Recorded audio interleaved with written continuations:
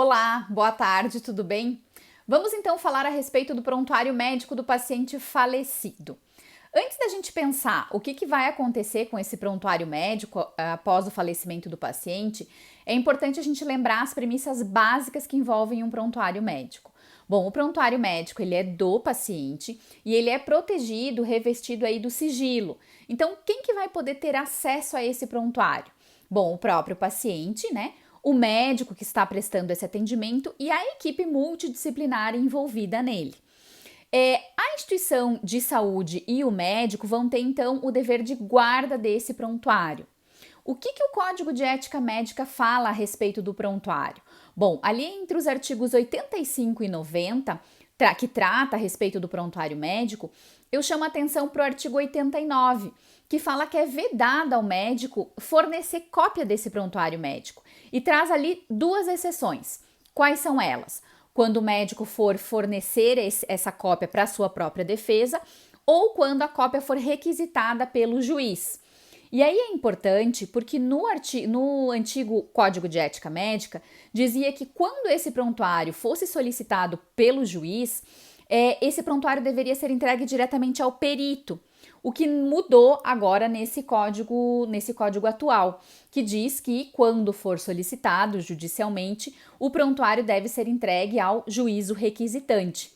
E qual é a dica para esses casos? Quando o médico receber esse pedido para apresentar o prontuário judicialmente, que ele faça essa ressalva de que seja observado então o sigilo desse prontuário que está sendo entregue. Inclusive aos advogados, né, que quando estiverem advogando para os médicos e que forem apresentar o prontuário para a sua própria defesa, que peçam para que essa ação seja colocada em segredo de justiça, justamente para que seja observado esse sigilo. Bom, então o paciente veio a falecer. Quem vai poder ter acesso a esse prontuário médico? Até então, até antes de 2014, o Conselho Federal de Medicina ele recomendava que o prontuário não fosse entregue a ninguém, né? Porque sob o ponto de vista de que o prontuário é do paciente e ele veio a falecer, esse direito iria com ele, tá? Esse direito ao sigilo, então, iria com esse paciente falecido e o prontuário não poderia ser entregue a ninguém.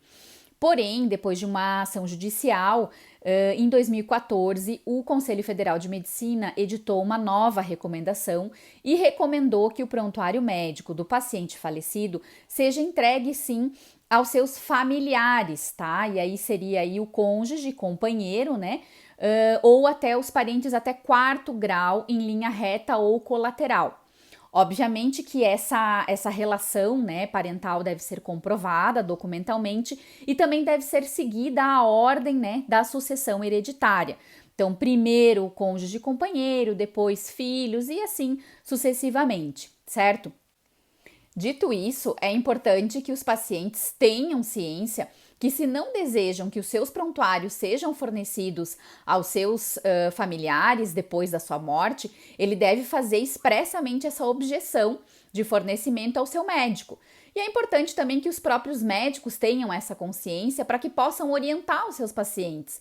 Isso é muito comum quando o paciente tem uma doença que a sua família não tem conhecimento e que ele não quer que a sua família tenha conhecimento, ou às vezes é apenas um familiar que tem conhecimento daquilo e os demais não. Então, que ele faça expressamente essa objeção, porque aí sim, se ele fizer essa objeção de que não deseja, né, de que não aceita que o seu prontuário seja fornecido para essas pessoas que teriam esse direito após a sua morte, aí sim, nesse caso, o prontuário não será fornecido, ok? Espero que tenha auxiliado e esclarecido aí uma dúvida que chegou de diversas pessoas a respeito do prontuário médico do paciente falecido e precisando é só chamar via direct. Obrigada!